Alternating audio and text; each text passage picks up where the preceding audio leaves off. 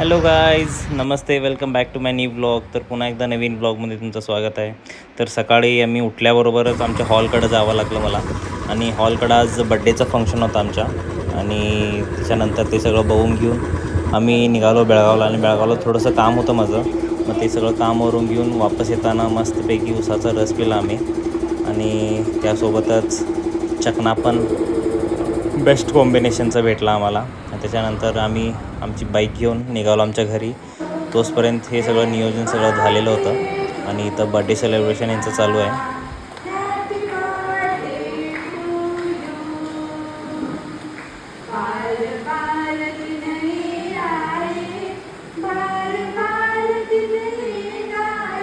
आणि हे सुंदर असं डेकोरेशन बड्डेसाठी होतं.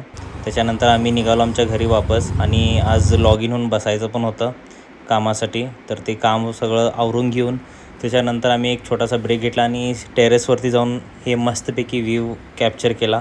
इव्हनिंगचं व्ह्यू तर सनसेटचं एक नंबरच होतं. मग त्याच्यानंतर जेवण वगैरे करून घेऊन नाईटला अनेकदा पुन्हा आमच्या हॉलला व्हिजिट केलो. So thanks for watching. Follow करायला विसरू नका.